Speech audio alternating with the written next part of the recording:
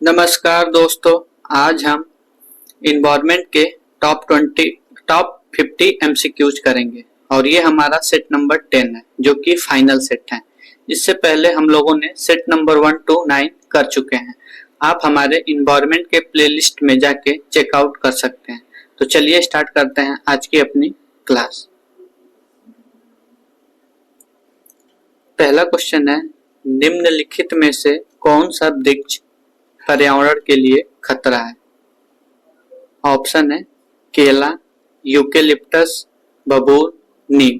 तो यूकेलिप्टस जो है वो इन्वायरमेंट के लिए डेंजरस है।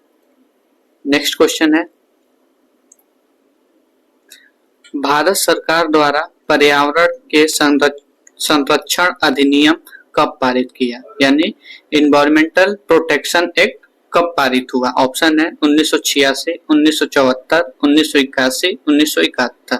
तो राइट आंसर हो जाएगा इन्वायरमेंट प्रोटेक्शन एक्ट सन 1986 में भारत सरकार द्वारा पारित हुआ। नेक्स्ट क्वेश्चन है, वन जैव विविधता संस्थान यानी इंस्टीट्यूट ऑफ फॉरेस्ट बायोडायवर्सिटी कहाँ लोकेट किया गया है? ऑप्शन है देहरादून, इलाहाबाद, हैदराबाद, शिमला। तो institute of forest biodiversity Dehradun में लोकेट किया गया है। नेक्स्ट क्वेश्चन है, काबुल लामजो नेशनल पार्क किस झील पे अवस्थित है? ऑप्शन है कोलेरू, डल झील, वुल्लर झील, लोकटक झील। तो राइट आंसर हो जाएगा काबुल लामजाओ नेशनल पार्क लोकटक झील में स्थित है। और ये कहाँ पे है? तो ये मणिपुर में है। नेक्स्ट क्वेश्चन है, मैच द फॉलोइंग। लिस्ट 1 को लिस्ट 2 से मैच करना है। तो पहला है मानस बायो रिजर्व। तो ये मानस कहाँ पे है? तो मानस जो है ये असम में है। नेक्स्ट है सुंदरवन। तो ये कहाँ है? वेस्ट बंगाल। नेक्स्ट है नंदा देवी। तो ये कहाँ है? यहाँ उत्तर प्रदेश नहीं होगा, उत्तराखंड होगा। जब ये क्वेश्चन पूछा गया था तब उत्तर प्रदेश और उत्तराखंड एक ही में था, तो यहाँ उत्तराखंड मानेंगे। फिर पंचगढ़ी कहाँ पे है? तो मध्य प्रदेश। इस हिसाब से हमारा राइट आंसर हो जाएगा 3, 4, 2, 1, यानी option A is right answer. Next question है, इसको भी लिस्ट 1 से लिस्ट 2 में मिलाना है। 18 अप्रैल को हम लोग क्या सेलिब्रेट करते हैं? तो वर्ल्ड हेरिटेज डे। 22 मई को हम लोग क्या सेलिब्रेट करते हैं? तो बायोडाइवर्सिटी डे। 29 जुलाई को हम लोग क्या सेलिब्रेट करते हैं? तो अंतरराष्ट्रीय बाघ दिवस। 5 दिसंबर को हम लोग क्या सेलिब्रेट करते हैं? तो सॉइल दिवस। इस हिसाब से हम लोग का राइट आंसर हो जाएगा 2, 4, 1, 3, यानी ऑप्शन सी जो है वो राइट आंसर हो जाएगा। नेक्स्ट क्वेश्चन है, एजेंडा 21 किस क्षेत्र से संबंधित है? ऑप्शन है सस्टेनेबल डेवलपमेंट, न्यूक्लियर डिसआर्मेंट, पेटेंट संरक्षण, कृषि संबंधित परिधान। तो एजेंडा 21 सस्टेनेबल डेवलपमेंट से संबंधित है। नेक्स्ट क्वेश्चन है, सस्टेनेबल डेवलपमेंट गोल का टारगेट कब तक का लक्ष्य रखा गया है? ऑप्शन है 2020 तक का, 2025 तक का, 2030 तक का, 2050 तक का। तो राइट आंसर हो जाएगा 2030 तक का सस्टेनेबल डेवलपमेंट गोल का टारगेट रखा गया है अचीव करने के लिए। नेक्स्ट क्वेश्चन है, the transitional zone between two distinct community is known as. तो इसको हम लोग इकोटोन कहते हैं। नेक्स्ट क्वेश्चन है, इसमें बताना है कौन सा सुमिलित नहीं है। पहला है सिमलीपाल उड़ीसा में, तो सही है। दूसरा है नोकरेक मेघालय में, सही है। अगस्त्यामलाई केरल में, सही है। कंचनजंगा हिमाचल प्रदेश में नहीं बल्कि सिक्किम में है। तो इसीलिए हमारा राइट आंसर हो जाएगा कंचनजंगा, जो कि हिमाचल प्रदेश में नहीं बल्कि सिक्किम में है।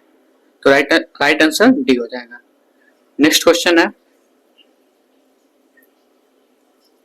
निम्नलिखित में से कौन सा वनस्पति संरक्षण इन सीटू पद्धति के माध्यम से नहीं किया जाता है? ऑप्शन है बायोस्फीयर रिजर्व, बोटेनिकल गार्डन, राष्ट्रीय पार्क, वन्य प्राणी अभयारण्य।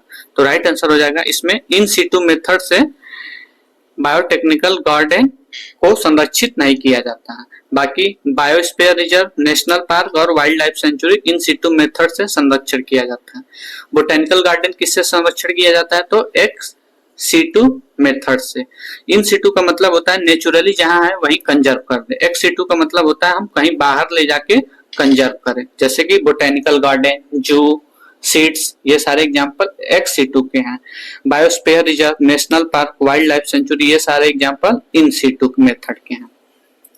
नेक्स्ट क्वेश्चन है, ecology is the study of relationship between. Option है जीव और वातावरण, मनुष्य और वन, मृदा और जल, पति और पत्नी। तो इकोलॉजिकल जो है वो ऑर्गेनिज्म और एनवायरनमेंट के बीच के स्टडी को कहते हैं। नेक्स्ट क्वेश्चन है,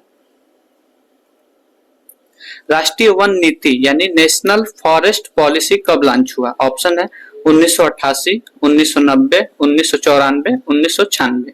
तो राइट आंसर हो जाएगा 1988 में नेशनल फॉरेस्ट पॉलिसी को लॉन्च किया गया। नेक्स्ट क्वेश्चन है,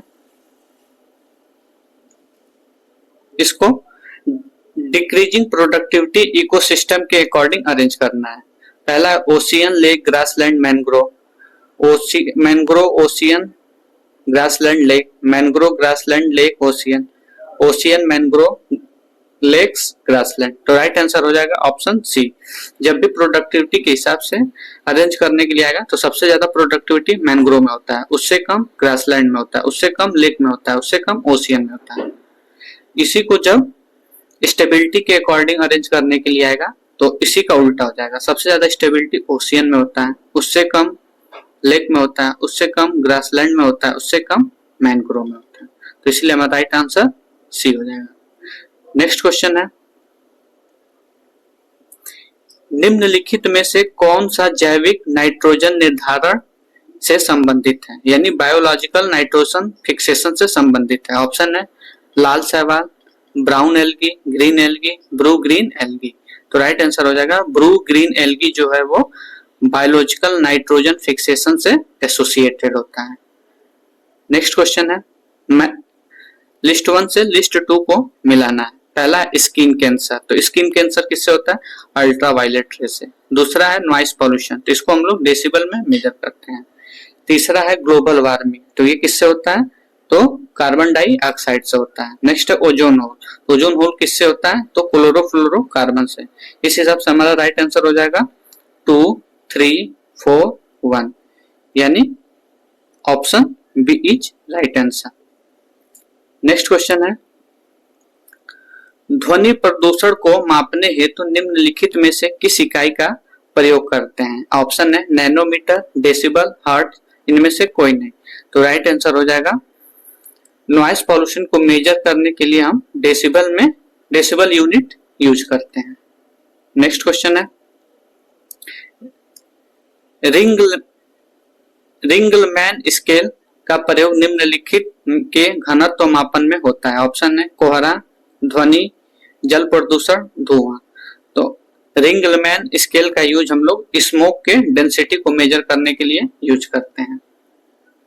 नेक्स्ट क्वेश्चन है, निम्नलिखित में से कौन सा वायु प्रदूषण का सूचक है? ऑप्शन है पफबॉल्स, शैवाल, लाइकेन, मास। तो लाइकेन जो होता है वो इंडिकेटर ऑफ एयर पॉल्यूशन होता है। तो पूछता है question, indicator of air pollution किसे कहते हैं? तो लाइकेन को कहते हैं। ये एल्गी और फंगस के बीच का सिम्बियोटिक रिलेशनशिप होता है।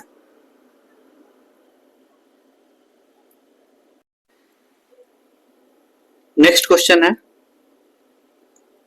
ग्रीन मफलर का यूज हम किस प्रदूषण के बचाव के लिए करते हैं? ऑप्शन है एयर, वाटर, मृदा, नॉइस। तो राइट आंसर हो जाएगा नॉइस पॉल्यूशन को बचाने के लिए हम लोग ग्रीन मफलर का उपयोग करते हैं। नेक्स्ट क्वेश्चन है, मैच द फॉलोइंग। एक तरफ से पॉल्यूटेंट है, दूसरे तरफ उसका इफेक्ट है। तो कार्बन मोनोऑक्साइड से क्या होता है? तो डैमेज ऑफ किडनी होता है। ऑक्साइड ऑफ नाइट्रोजन से कैंसर होता है। सॉइल पार्टिकल से श्वास संबंधी रोग होता है। लेड से सेंट्रल नर्वस सिस्टम डैमेज होता है। तो इस हिसाब से हमारा आंसर 1 2 3 4 यानी ऑप्शन सी जो होगा वो राइट आंसर होगा। नेक्स्ट क्वेश्चन है, निम्नलिखित में से कौन से सूक्ष्मजीवी जैव उर्वरक के रूप में प्रयोग किया जाता है? ऑप्शन है साइनोबैक्टीरिया, प्रोटोजोआ, वायरस, इनमें से कोई नहीं। तो साइनोबैक्टीरिया का यूज हम बायो फर्टिलाइजर के रूप में करते हैं। नेक्स्ट क्वेश्चन है, इंसिनरेटर का यूज हम किसके लिए करते हैं? ऑप्शन है बर्निंग वेस्ट, कूड़ा कचरा को इनमें रखने के लिए, हरे पेड़ों को काटने के लिए, खाद बनाने के लिए। तो राइट आंसर हो जाएगा इंसिनरेटर का यूज हम बर्निंग ऑफ वेस्ट के लिए करते हैं। और ये एक तरह से सॉलिड वेस्ट मैनेजमेंट का एक पार्ट होता है। जैसे इंसिनरेटर हो गया, लैंड फिलिंग हो गया, ये सारे सॉलिड वेस्ट मैनेजमेंट के एक पार्ट होते हैं। नेक्स्ट क्वेश्चन है, प्रोजेक्ट क्रोकोडाइल परियोजना कब शुरुआत हुआ? ऑप्शन है 1973, 1975, 1972, 1980। तो राइट आंसर हो जाएगा 1975 में प्रोजेक्ट क्रोकोडाइल स्टार्ट हुआ। 1973 में क्या हुआ? तो प्रोजेक्ट टाइगर स्टार्ट हुआ। नेक्स्ट क्वेश्चन है, लिस्ट 1 को लिस्ट 2 से मैच करना है। तो पहला है फॉरेस्ट कंजर्वेशन एक्ट, तो ये कब आया था? तो सन 1980 में आया था। नेक्स्ट है इन्वायरमेंट प्रोटेक्शन एक्ट, ये 1986 में आया था। नेक्स्ट है air pollution prevention and control of pollution act, ये कब आया था? 1981 में आया था। नेक्स्ट है जल प्रदूषक नियंत्रण अधिनियम, तो ये कब आया था? सन 1971 में। तो इस हिसाब से हम लोग का राइट आंसर हो जाएगा 1 2 3 4। तो ऑप्शन सी जो हो जाएगा, ऑप्शन डी हो जाएगा हम लोग का right answer. Water pollution control act 71 में नहीं बल्कि 74 में आया था, 1974 में, ध्यान दें। नेक्स्ट क्वेश्चन है, भारत में प्रोजेक्ट टाइगर प्रारंभ किया गया। ऑप्शन है 1970 में, 1973 में, 1981 में, 1984 में। तो राइट आंसर हो जाएगा प्रोजेक्ट टाइगर 1973 में भारत में लॉन्च हुआ। नेक्स्ट क्वेश्चन है, 2 स्टेटमेंट दिया है, इन स्टेटमेंट के संदर्भ में हमें आंसर बताना है। तो पहला है राष्ट्रीय उद्यानों यानी नेशनल पार्क की सबसे अधिक संख्या मध्य प्रदेश में है, बिल्कुल सही।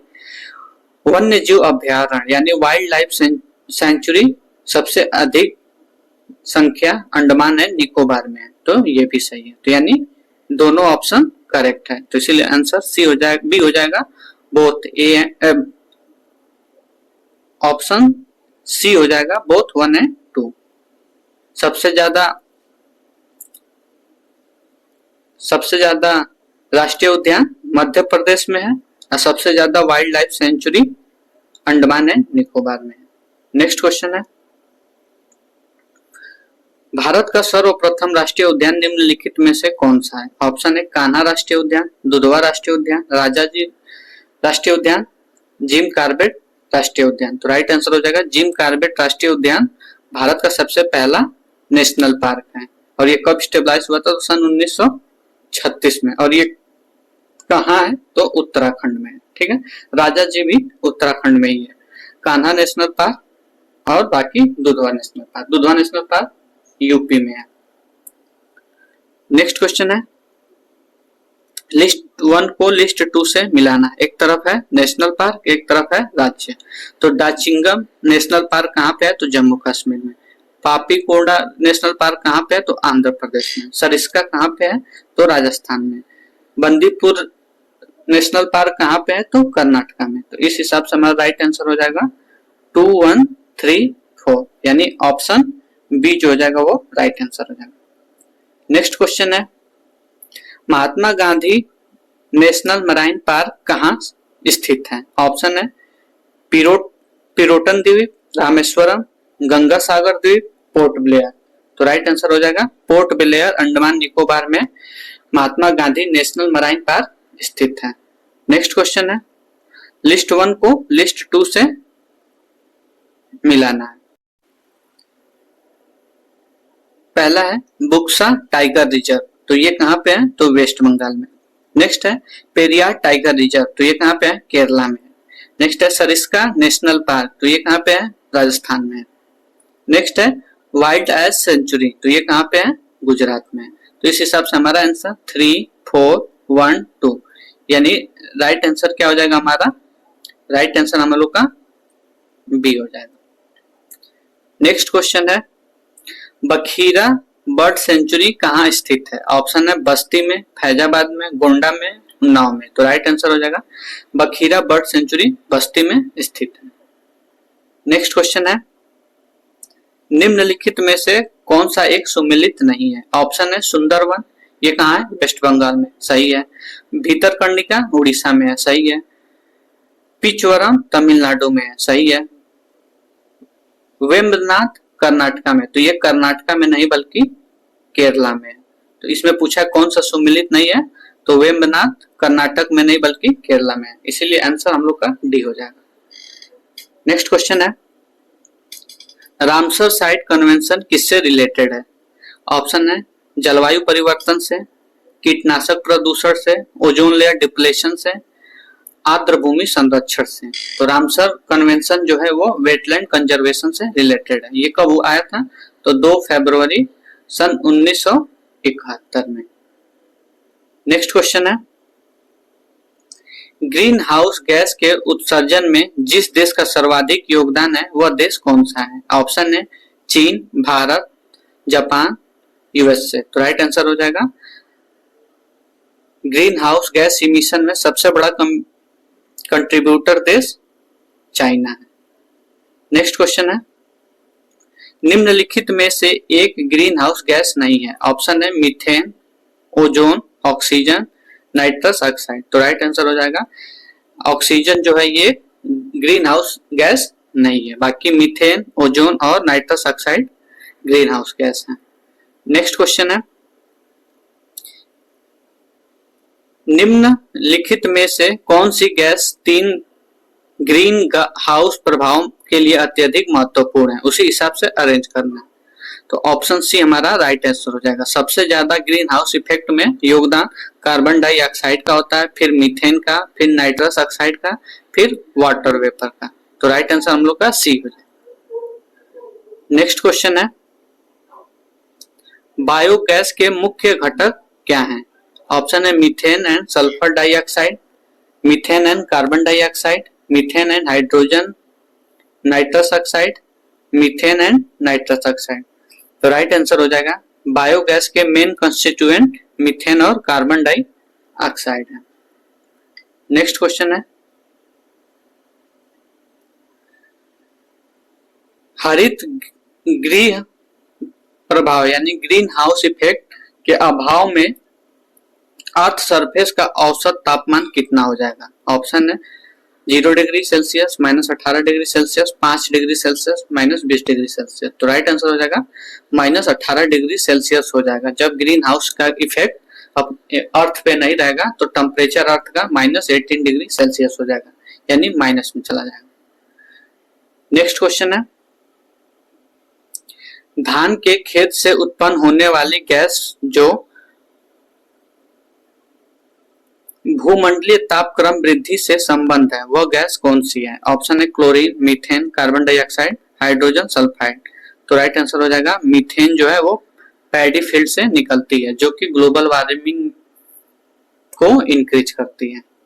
नेक्स्ट क्वेश्चन है क्योटो प्रोटोकॉल किससे रिलेटेड है? ऑप्शन है वायु प्रदूषण से, जलवायु परिवर्तन से, ओजोन संरक्षण से, आर्द्र भूमि संरक्षण से। तो राइट आंसर हो जाएगा क्योटो प्रोटोकॉल जो है वो क्लाइमेट चेंज से रिलेटेड है और ये कब आया था? तो सन 1997 में।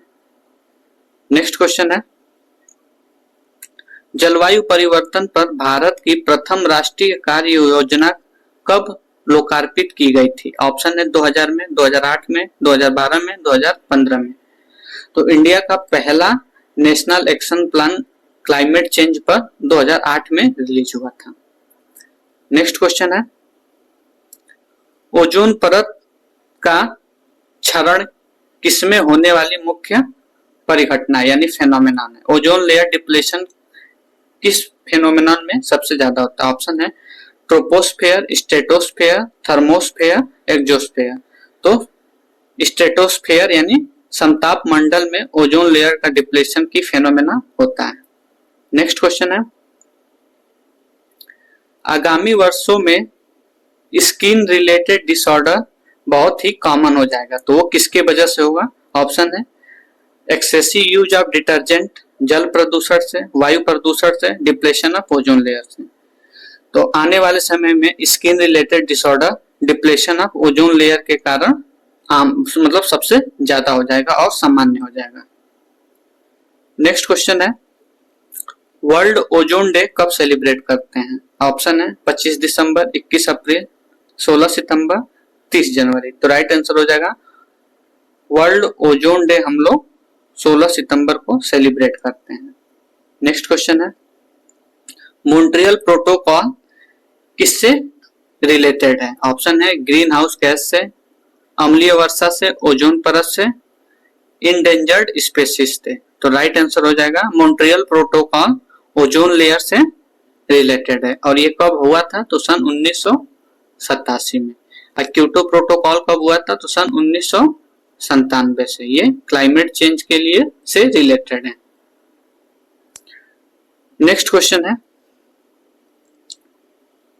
रिन्यूएबल सोर्स ऑफ एनर्जी, इसमें से कौन सा रिन्यूएबल सोर्स ऑफ एनर्जी है? ऑप्शन है कोल, फॉसिल फ्यूल, नेचुरल गैस, सन। तो राइट आंसर हो जाएगा सन जो है वो रिन्यूएबल सोर्स ऑफ एनर्जी है। बाकी कोल, नेचुरल गैस और fossil fuel non renewable source of energy है। नेक्स्ट क्वेश्चन है, निम्नलिखित में से कौन सा जैव डीजल पौधा है यानी बायोडीजल प्लांट है? ऑप्शन है जेट्रोफा, जावा घास, रोसा घास, गुगुल। तो राइट आंसर हो जाएगा जेट्रोफा जो है वो बायोडीजल प्लांट है। नेक्स्ट क्वेश्चन है, इंटरनेशनल टाइगर्स डे कब हम लोग सेलिब्रेट करते हैं? ऑप्शन है 24 जुलाई, 29 जुलाई, 20 जुलाई, 25 जुलाई। तो राइट आंसर हो जाएगा अंतरराष्ट्रीय टाइगर दिवस हम लोग 29 जुलाई को सेलिब्रेट करते हैं। नेक्स्ट क्वेश्चन है, लिस्ट 1 को लिस्ट 2 से मैच करना है। तो पहला है अर्थ डे हम लोग कब सेलिब्रेट करते हैं? तो 22 अप्रैल को।